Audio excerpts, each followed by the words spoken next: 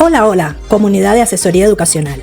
Soy Luisa y como siempre estoy feliz de tenerlos aquí en nuestro canal.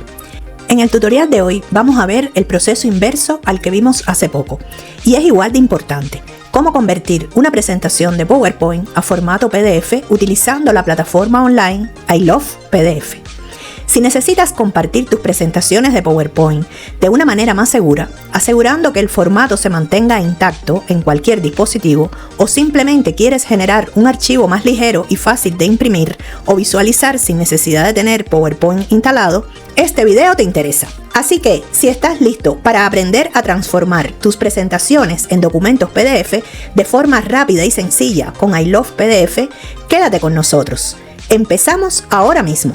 Utilizaremos la plataforma online I Love PDF para realizar la operación. Y en la descripción del video te dejo el enlace a dicha plataforma.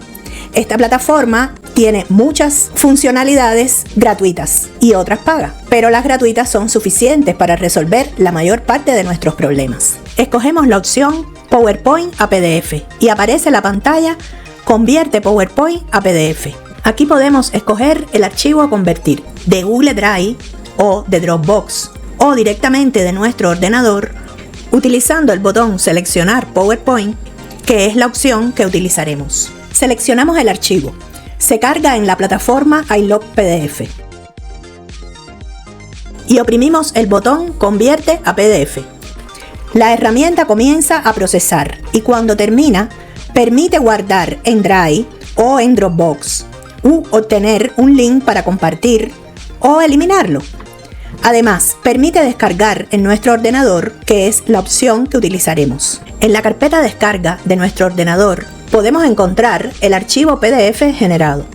Como pueden ver, creó un documento PDF con el contenido de nuestras diapositivas de PowerPoint.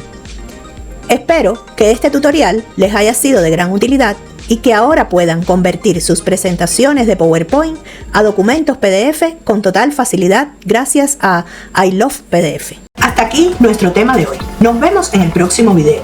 Si le gustó nuestro contenido, suscríbase a nuestro canal y dele a la campanita para recibir notificaciones de los próximos videos de esta serie. Y déjenos en los comentarios qué contenidos desea ver o alguna duda sobre el contenido de este video. Y si quieres llevar tu aprendizaje al siguiente nivel, te invito a unirte a mi comunidad de miembros del canal.